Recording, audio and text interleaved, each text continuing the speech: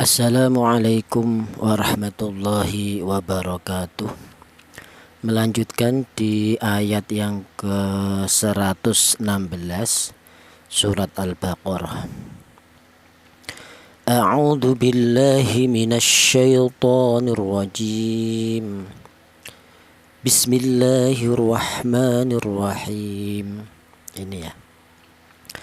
Wa qalu ittakhadallah. Di sini ada lafadz waqa, yaitu ada huruf qaf yang berharokat fathah, kemudian ada alifnya ini, atau dibalik ada alif ini, di mana alif ini didahului huruf yang berharokat fathah. Ini dibaca matobi'i. Oh, dibaca matobi'i alasannya ada alif yang didahului huruf yang berharokat fathah. Adapun panjangnya matobi ini yaitu satu alif atau dua harokat atau dua ketukan. Wah, seperti itu. Kalau tidak ada alifnya ini ya, tidak ada alifnya matobi, maka huruf qaf ini dibaca pendek yaitu satu harokat atau satu ketukan. Wah,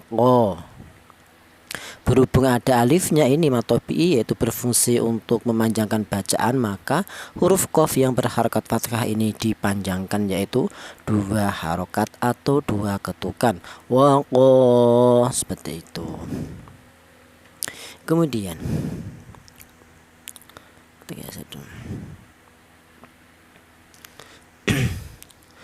waqalu takhadallahu. Di sini ada lafadz Allah ya. Di mana lafadz Allah ini didahului huruf yang berharokat fathah ini.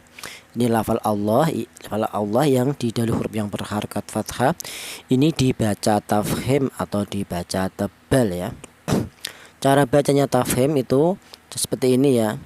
Wa qalu takhadallah ya. Dzallah, seperti itu. Tidak boleh tarkik ya, zallah tidak boleh. Karena apa? Karena lafal Allah ini didahului huruf yang berharokat fathah ya. Adapun polanya untuk lafal Allah yang dibaca tafkhim itu apabila ada lafal Allah seperti ini, di mana lafal Allah ini didahului huruf yang berharokat fathah seperti ini, atau lafal Allah ini didahului huruf yang berharokat dhammah.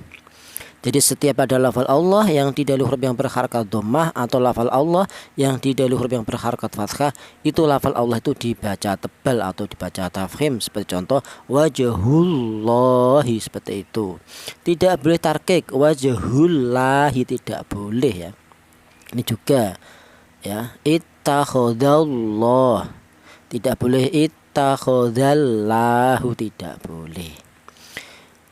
Kalau ada yang kedua adalah lafal Allah yang dibaca tarkik memang, tapi polanya untuk lafal Allah yang dibaca tarkik itu apabila ada lafal Allah seperti ini, di mana lafal Allahnya itu didahului huruf yang berharokat kasroh, itu baru lafal Allah yang dibaca tarkik. Jadi hukum dari lafal Allah itu ada dua, yaitu ada yang dibaca tafkhim, juga ada yang dibaca tarkik. Kalau yang dibaca tarkik itu ada lafal Allah yang didahului huruf yang berharokat kasroh. Kalau lafal Allah yang dibaca tafkhim itu ada lafal Allah yang didahului huruf yang berharokat fathah atau dhammah ya. Untuk seputar lam jalalah atau lafal Allah itu sudah kami bahas di episode ke-24 ya. Kemudian ittakhadallahu, di sini ada lam jalalah ini, di mana lam jalalah ini berharokat berdiri ini ya. Ini menunjukkan bahwa huruf lam tersebut dibaca panjang ya. Panjangnya itu satu alif atau dua harokat atau dua ketukan ya. Dzallahu, seperti itu. Ini juga ada ya. Jadi setiap ada huruf yang berharokat berdiri itu dibaca panjang, yaitu satu alif atau dua harokat atau dua ketukan. Kita geser. Ittakhadallahu walada. Di sini ada huruf dal ya. Di mana huruf dal ini kita berhenti di sini bacanya. Ada tanda waqaf di sini, kita boleh berhenti di sini. Kalau nafasnya yang tidak kuat boleh berhenti di sini. Ini cara bacanya, tanwinnya ini dibaca seperti fathah biasa ya. Seperti ini, walada, panjangnya yaitu sama dengan matobi'i, yaitu satu alif atau dua harokat atau dua ketukan, walada, seperti itu. Tidak boleh tanwin ini dibaca utuh berupa tanwin, tidak boleh ya, seperti contoh waladan, tidak boleh ya. Jadi ini tanwin fathah ini dibaca seperti fathah biasa dan dipanjangkan dua ketukan ya, walada, seperti itu. Adapun namanya ini adalah bacaan mad iwad ya. Untuk seputar mad iwad ya. Mad iwad ya sudah. Untuk seputar mad iwad yaitu sudah kami bahas ya di episode ke-26 tentang bacaan mad iwad dan mad tamkin ya. Dimana mad ini ya, walada dibaca mad iwad itu alasannya ada wakofnya tanwin fathah ini ya. Keadaan wakof dan berupa tanwin fathah berada di akhir kalimat. Jadi walada dibaca mad iwad alasannya ada wakofnya tanwin fathah berada di akhir kalimat, itu namanya mad iwad ya. Adapun untuk seputar mad iwad itu ya, ini berlaku pada setiap huruf apapun ya. Jadi setiap huruf apapun yang berada di akhir kalimat plus juga dalam keadaan wakof dan juga bertanwin fathah, khusus tanwin fathah ya, kalau tanwin dhammah tidak bisa, tanwin kasroh juga tidak bisa. Jadi ini berlaku pada semua huruf dengan syarat berada di akhir kalimat dalam keadaan berhenti atau wakof, juga dalam keadaan bertanwin fathah, hanya bertanwin fathah. Berlaku pada huruf apapun kecuali pada ta marbuthoh ya. Kalau berupa ta marbuthoh itu tanwin fathah itu dibacanya sukun ya.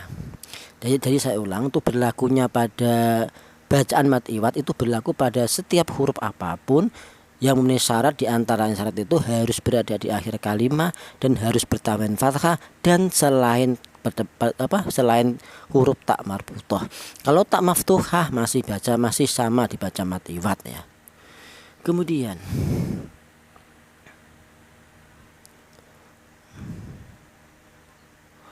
ini ada wakof dua.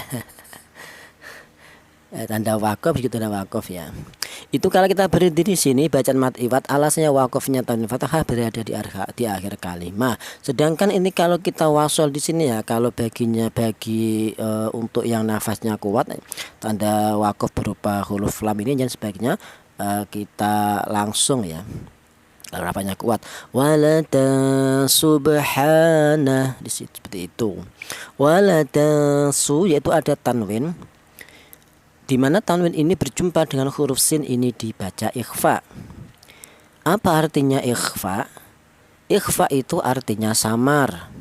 Yang mana yang dibaca samar ini ya, tanwin ini cara bacanya disamarkan. Kenapa? Karena tanwin ini berjumpa dengan huruf sin, di mana huruf sin ini termasuk hurufnya ikhfa. Jadi apabila ada tanwin berjumpa dengan huruf sin maka dibaca ikhfa, atau cara bacanya tanwin ini disamarkan ya. Waladasu, seperti itu. Tidak boleh tanwin ini dibaca idhar. Apa artinya idhar? Idhar itu artinya jelas, tidak boleh seperti ini ya. Waladan su, tidak boleh ya. Jelas waladan su, tidak boleh. Karena apa? Karena tanwin ini berjumpa dengan huruf sin ini dibaca ikhfa. Jadi cara bacanya tanwin ini dibaca ikhfa atau cara bacanya disamarkan. Waladan su, seperti itu. Adapun untuk ikhfa ya, dimana ikhfa itu sudah kami bahas di episode ke-14, dimana tentang pembagian ikhfa itu.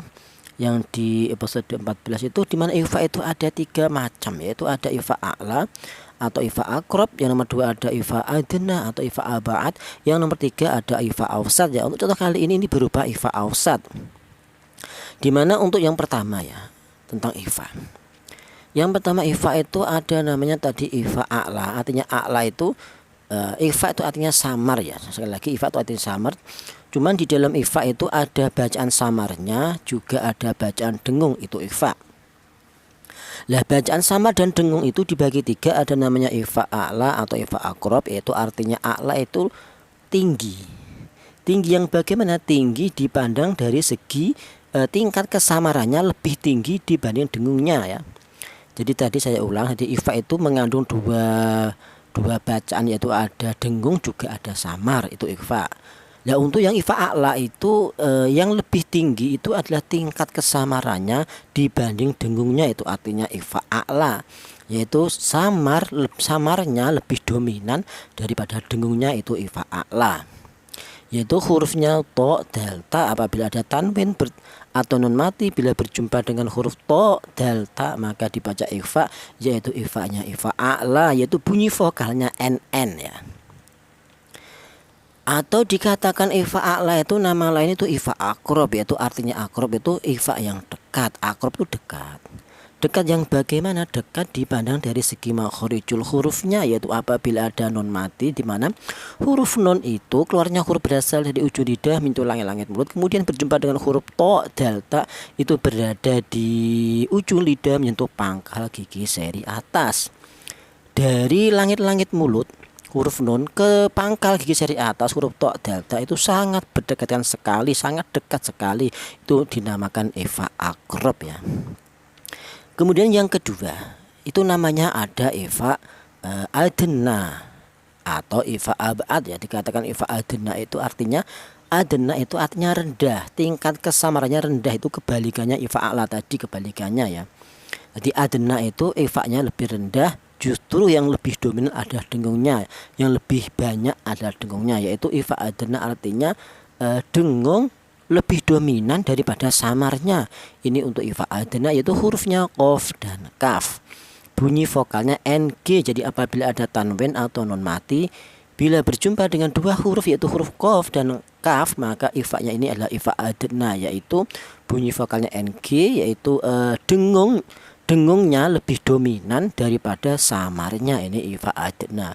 Artinya adna itu rendah, tingkat kesamarannya rendah, yang kuat adalah dengungnya. Ini adalah atau dengung lebih dominan daripada samar, ini artinya ifa adna. Atau nama lain ifa adna itu ifa abad, ifa yang jauh. Kalau kita membahas ifa yang jauh itu dipandang dari segi makhorijul hurufnya ya, dimana huruf nun yang nun mati, huruf nun itu bertempat di ujung lidah menyentuh langit-langit mulut, kemudian berjumpa dengan huruf qaf dan kaf itu berada di pangkal lidah. Dari langit-langit mulut ke pangkal lidah atau lidah bagian belakang, di mana huruf qaf dan kaf itu sangat berjauhan sekali, maka dikatakan ifa abad ya. Kemudian yang ketiga ifa ausat ya, seperti ini contohnya ifa ausat, di mana ifa ausat itu ifa yang pertengahan. Dipandang dari segi bacanya, dia tidak terlalu dengung juga tidak terlalu samar. Seperti contoh ini waladangsu, tidak terlalu dengung, waladangsu tidak, atau terlalu samar waladangsu juga tidak, tapi pertengahan waladangsu, seperti itu. Dipandang dari segi makhorijul hurufnya juga tidak terlalu jauh juga tidak terlalu dekat, itulah ifa ausat, dimana untuk lebih jelasnya itu sudah kami bahas di episode ke-14 tentang pembagian ikhfa. Kemudian waladasub, di sini ada huruf ba, di mana huruf ba ini termasuk huruf qalqalah, yaitu huruf qalqalah itu ada 5, yaitu qaf, to, ba, jim, dal. Apa artinya qalqalah? Qalqalah itu artinya ada suara pantulan. Kapan terjadi qalqalah? Yaitu ketika ada huruf qalqalah yang mati seperti ini. Jadi syaratnya huruf qalqalah ada dibaca pantulan itu syaratnya harus mati seperti ini. Untuk yang matinya asri seperti ini itu dinamakan qalqalah sughra. Kalau huruf qalqalah matinya sebab waqaf dinamakan qalqalah kubra. Untuk seputar qalqalah sudah kami bahas di episode ke-23, di mana qalqalah itu ada 2, satu qalqalah sughra, contohnya seperti ini. Alasannya dibaca qalqalah sughra yaitu ada huruf qalqalah, ini huruf ba, ada 5 hurufnya ya, saya ulang, qaf, to, ba, jim, dal. Kapan ada huruf qalqalah yang mati seperti ini, matinya ke asli ya, matinya asli itu dinamakan qalqalah sughra. Jadi syaratnya huruf tersebut dibaca qalqalah itu harus mati ya. Adapun artinya qalqalah itu ada suara pantulan. Cara bacanya sub, seperti itu, dipantulkan. Kemudian subhanah. Di sini ada huruf ha. Di mana huruf H ini berharokat berdiri, ini menunjukkan bahwa huruf tersebut dibaca panjang, yaitu satu alif atau dua harokat atau dua ketukan. Subha, seperti itu. Ini juga ada setiap huruf apapun yang berharokat berdiri ya dipanjangkan, panjangnya satu alif atau dua harokat atau dua ketukan. Ini juga ada ya. Di sini juga ada ya, badi'us sama wa ya, sama ini. Kemudian geser dulu.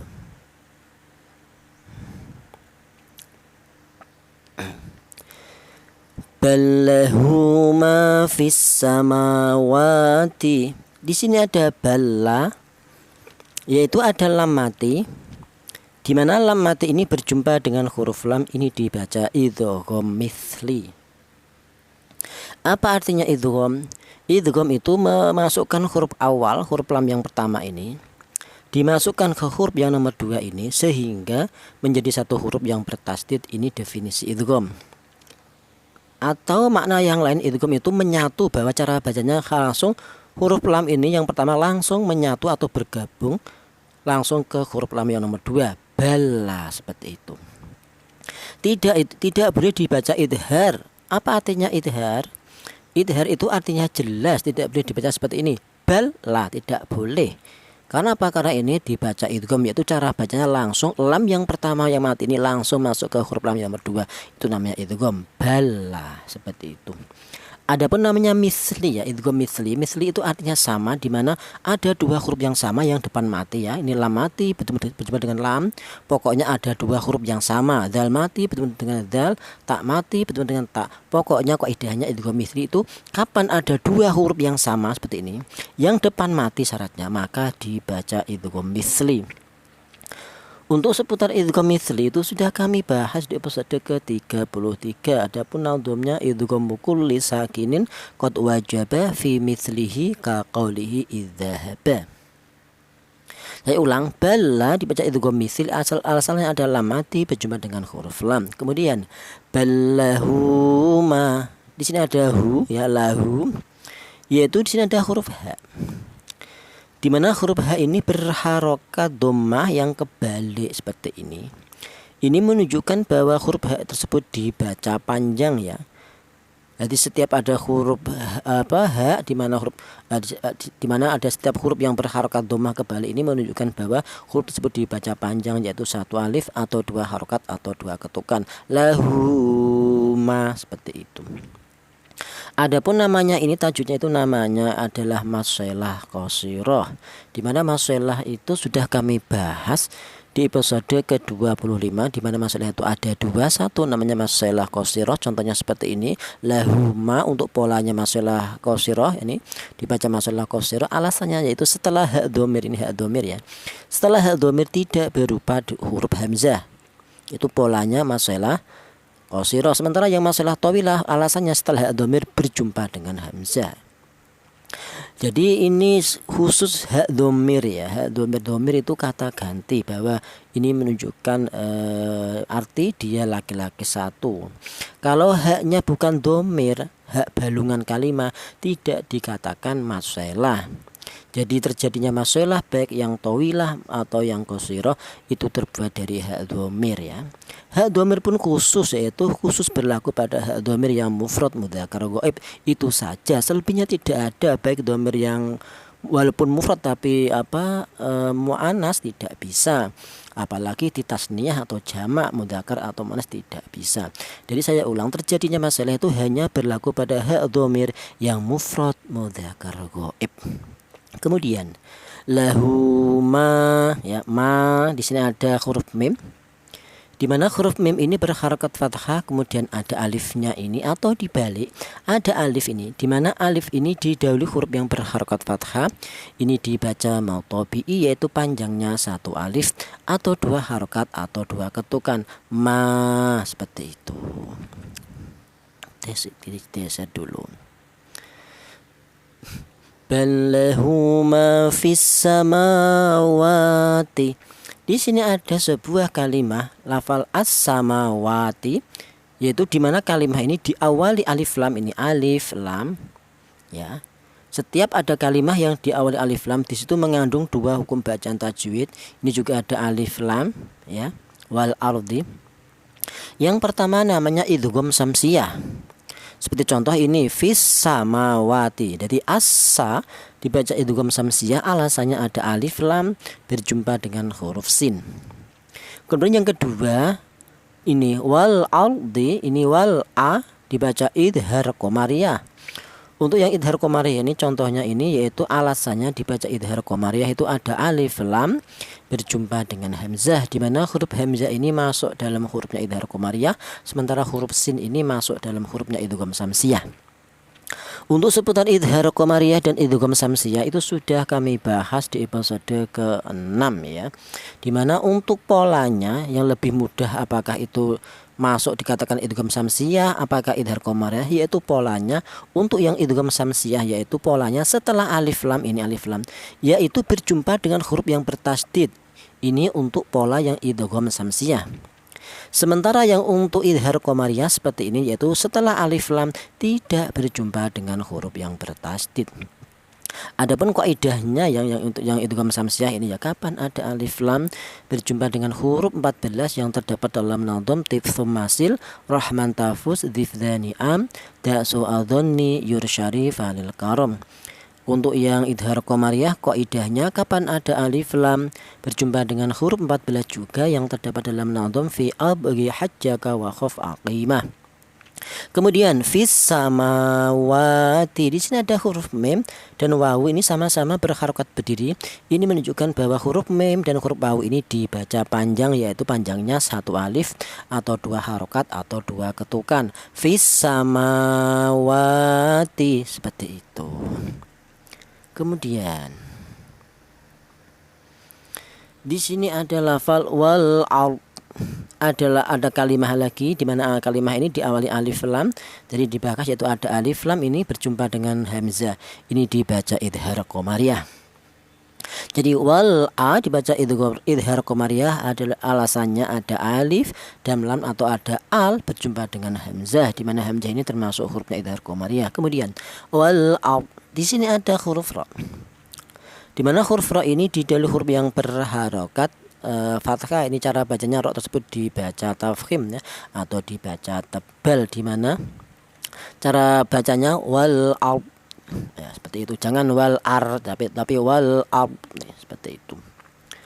Untuk ini ya, untuk huruf ra ya, dimana untuk huruf ra yang dibaca tebal atau yang dibaca tafkhim ya, itu sudah kami bahas di episode ke-18 ya, dimana untuk ra yang dibaca tafkhim itu ada 8 pola, yaitu yang pertama berupa huruf ra yang berharokat fathah seperti ini ya.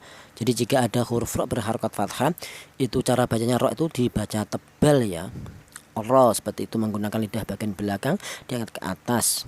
Kemudian pola ra yang dibaca tafkhim yang kedua itu berupa ini, yaitu berupa huruf ra yang mati yang didahului huruf yang berharokat fathah. Kemudian yang ketiga ada ra yang berharokat dhammah. Yang keempat ada ra mati yang didahului huruf yang berharokat dhammah. Kemudian yang kelima ada ra mati yang didahului hamzah wasal. Kemudian yang keenam ada ra mati yang didahului huruf yang berharokat kasrah dan huruf setelahnya berupa huruf isti'la. Huruf isti'la itu khussal dhatin kid itu. Kemudian yang ketujuh ada ra waqaf yang didahului huruf yang mati dan jatuh setelah harokat dhammah. Kemudian yang kedelapan ada ra waqaf yang didahului huruf yang mati selain huruf ya dan jatuh setelah harokat fathah. Dari ke-8 pola ra tafkhim itu sudah kami bahas di episode ke-18 beserta contoh-contohnya ya. Cara bacanya wal ard ya, ada huruf dha-nya ini sisa nafas ya, wal ard seperti itu. Kemudian kullun lahu qanitun. Di sini ada kulla ya. Ya. Kullun lahu ya, kullul la ya. Atau ada lulla. Di sini ada tanwin. Di mana tanwin ini berjumpa dengan huruf lam, ini dibaca idgham bila huna. Artinya idgham tadi yaitu tanwin inilah cara bacanya langsung menyatu ke huruf lam ya. Kullul la ya, lulla seperti itu. Ya. Adapun ini ya idghamnya itu bila gunah tanpa ada suara berdengung ya. Kululla nggak boleh, kululla tidak boleh ya. Karena apa? Karena ini idghamnya idgham bila gunah. Kululla seperti itu. Adapun kaidahnya ya idgham bila gunah itu kapan ada tanwin atau nun mati bila berjumpa dengan dua huruf yaitu huruf lam dan ro maka dibaca idgham bila gunah. Adapun nadhamnya wadghim bila gunnatin fi lami wa ra. Kemudian qul lahu qa. Di sini ada ha dhamir lagi. Di mana ha dhamir ini ya berjumpa dengan setelah ha dhamir tidak berupa hamzah, ini dibaca masalah qasirah ya. Di mana masalah qasirah ini panjangnya yaitu satu alif atau dua harokat atau dua ketukan. Lahu qa, seperti itu. Alasannya dibaca masalah qasirah setelah ha dhamir ini ha dhamir tidak berupa hamzah. Kalau berupa hamzah dinamakan masalah tawilah ya. Kemudian qul lahu qa. Sini ada qa yaitu ada alif ini. Di mana alif ini di dahulu huruf yang berharakat fathah ini dibaca matobi yaitu panjangnya satu alif atau dua harokat atau dua ketukan. Seperti itu. Kemudian qanitun, di sini ada tu yaitu ada wawu mati, di mana wawu mati ini di dahulu huruf yang berharakat dhammah ini dibaca matobi juga. Tetapi ini berupa huruf wawu, yang tadi ini matobinya berupa alif, sekarang berupa huruf wawu. Jadi nutu dibaca matobi, alasannya ada wawu mati yang di dalam huruf yang berharakat dhammah ya. Untuk seputar matobi itu sudah kami bahas di episode ke-1, ke-2 dan ke-3, di mana matobi hurufnya itu ada 3. Yang pertama ada apa ya? Ada alif ya. Ini alif polanya sebagai matobi itu apabila ada alif yang di dalam huruf yang berharakat fathah. Yang kedua ada wawu mati, syaratnya di dalam huruf yang berharakat dhammah. Kemudian hurufnya matobi yang ketiga berupa ya mati yang di dalam huruf yang berharakat kasroh ya.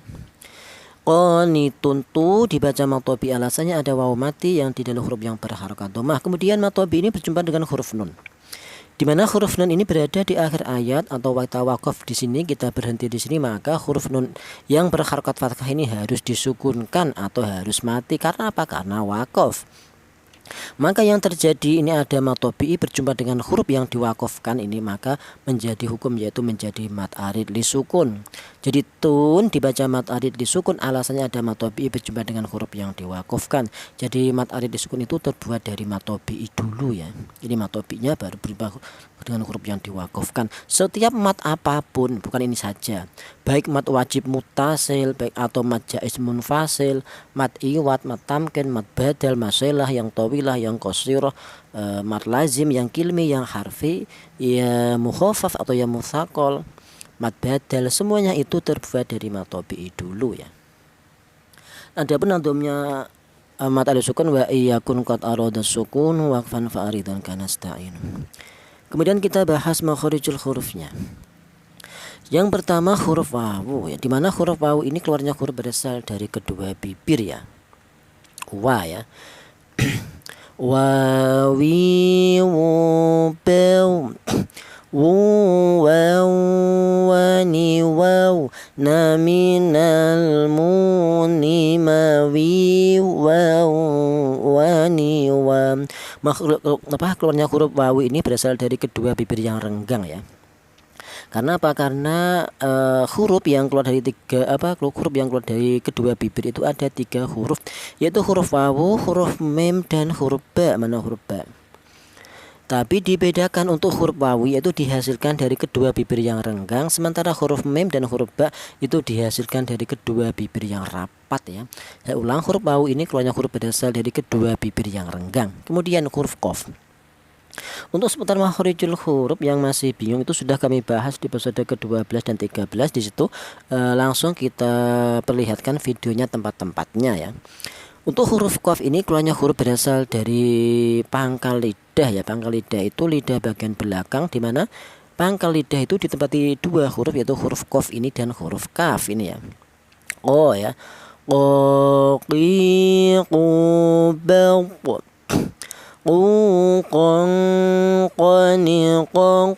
Naminal muqni maqiqan qaniqan. Untuk huruf lam keluarnya huruf berasal dari ujung lidah menyentuh langit-langit mulut ya la ya. La li lum bel lulal lalilal naminal mulni malilal lanila. Untuk huruf ta keluarnya huruf berasal dari ujung lidah menyentuh pangkal gigi seri atas ta ya. Tan tin tum pet tu tan tani tat naminal mut nimati tan tanita.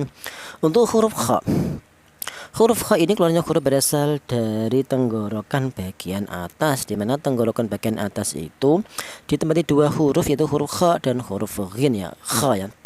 Kha khi khu ba khu khan khani khakh naminal mukh nima khi khan khani kha. Untuk huruf dal ini keluarnya huruf berasal dari ujung lidah menyentuh ujung gigi seri atas za ya. Za zi zu baz zu za zani zaz naminal muzni madzi za zani za. Kita geser dulu.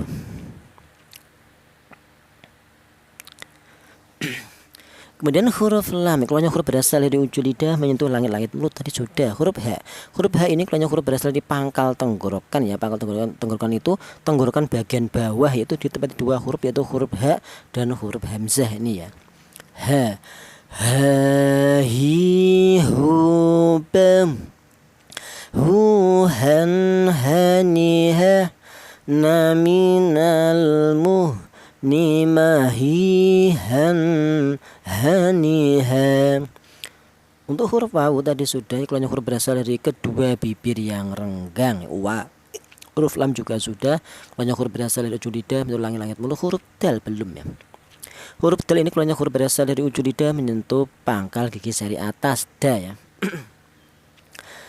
Dan tintum pente tu tan tani tat naminal mutni mati tan tanita.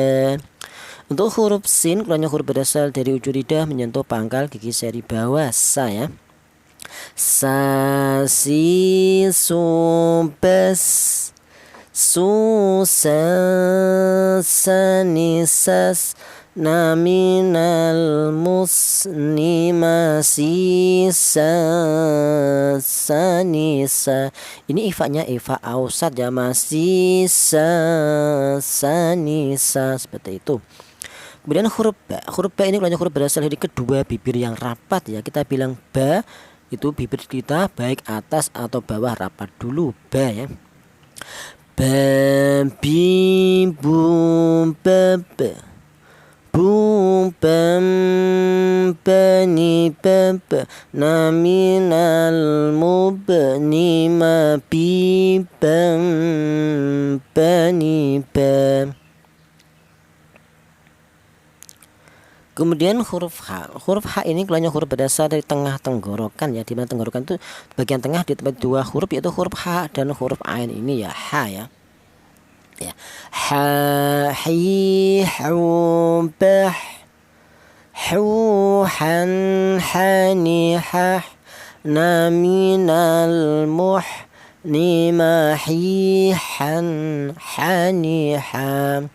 Untuk huruf nun keluarnya huruf berasal dari ujung lidah menyentuh langit-langit mulut ya na ya. Na ni nu pen nunan naninan naminal munni maninan nanina. Untuk huruf H keluarnya huruf berasal dari pangkal tenggorokan. Huruf B keluarnya huruf berasal dari kedua bibir yang rapat. Huruf lam ujung lidah menyentuh langit-langit mulut. Huruf H berasal dari pangkal tenggorokan. Huruf mim ya. Huruf mim ini keluarnya huruf berasal dari kedua bibir yang rapat ya, ma ya. Sama dengan huruf B. B ba dan mem ini dihasilkan dari kedua bibir yang rapat ya. Ma ya, ma mim mu bam mu mam mani mam na minal mum ni ma mim mam mani ma. Untuk huruf fa ini keluarnya huruf berasal dari bibir bawah bagian dalam menyentuh ujung gigi seri atas ya. Ini hanya melibatkan satu bibir saja, akan tetapi bagian bibir yang bawah plus juga yang bagian dalam ya. Bibir bawah saja yang berperan menyentuh bibir bawah, yang bagian dalam menyentuh ujung gigi seri atas ya. Fa fi fu bef fu fa ni faf nah minal muf ni ma fi fa ni fa. Ya, ini bedanya yang huruf mem, ba, wawu ya. Kalau huruf wawu, huruf ba dan huruf mem ini melibatkan kedua bibir ya. Jadi keluarnya huruf wawu, huruf ba dan huruf mem ini dihasilkan dari kedua bibir, baik bibir atas atau bibir bawah. Akan tetapi untuk huruf wawu dihasilkan dari kedua bibir yang renggang. Kalau huruf ba dan huruf mem ini dihasilkan dari kedua bibir yang rapat. Sementara untuk huruf fa ini hanya melibatkan satu bibir saja, yang bawah saja, akan tetapi bibir bawah yang bagian dalam kemudian menyentuh ujung gigi seri atas. Kemudian huruf sin ini banyak huruf berasal dari ujung lidah menyentuh pangkal gigi seri bawah. Tadi sudah huruf mem, banyak huruf berasal dari kedua bibir yang rapat. Huruf wawu dihasilkan dari kedua bibir yang renggang. Huruf ta ini banyak huruf berasal dari ujung lidah menyentuh pangkal gigi seri atas. Ta ya. Ta ti tu bet tu tan tanitat na minal mutni mati tan tanita. Kemudian huruf apa? Huruf wawu. Huruf wawu ini keluarnya huruf berasal dari kedua bibir yang renggang. Huruf lam ujung lidah langit mulut. Huruf hamzah berada di pangkal tenggorokan ya. Tadi sudah hamzah ya, belum. A ya. A I U ba u an ani a na minal mu ni ma i an ani a. Untuk huruf ro banyak huruf berasal di ujung lidah menyentuh langit-langit mulut ya. Ro ya. Ri ru per ru ri na minal murni mari rani ram. Untuk huruf dot keluarnya huruf berasal dari tepi lidah bagian tepi lidah menyentuh gigi geram bagian atas. Ini yang berperan huruf dot ini menggunakan tepi lidah saja ya. Ini beda dengan huruf-huruf yang lainnya. Rata-rata huruf itu berada di ujung lidah atau pangkal lidah atau tengah lidah, tapi huruf dot ini hanya satu huruf ini, yaitu bertempat di tepi lidah, itu pinggir ilat ya. Tepi lidah menyentuh gigi geram bagian atas. Allah ya. Allah li Allah bel lu dhani Allah na minal mudni maldi Allah dhani Allah. Kemudian huruf kaf keluarnya huruf berasal dari pangkal tenggorokan ya. Ka ya. Kaki kubek ku kan kanikak na minal mukni maki kan kanika. Huruf lam keluarnya huruf berasal dari ujung lidah menyentuh langit-langit mulut. Huruf H keluarnya huruf berasal dari pangkal tenggorokan. Huruf Qaf ini keluarnya huruf berasal dari pangkal lidah ya. Lidah itu lidah bagian belakang ya. Qo ya. Qo qi qu pe qu qong qani qong na minal muqni maqi qong qani qong. Huruf nun keluarnya huruf berasal dari ujung lidah menyentuh langit-langit mulut. Huruf ta ujung lidah menyentuh pangkal gigi seri atas. Huruf wawu keluarnya huruf berasal dari kedua bibir yang renggang. Huruf nun Huruf nun karena huruf berasal dari ujung lidah menyentuh langit-langit mulut ya. Na ya. Na ni nu pen nunan nani nan naminal munni maninan nanina. Sadaqallahul azim. Wallahu a'lam bishawab. Wassalamualaikum warahmatullahi wabarakatuh.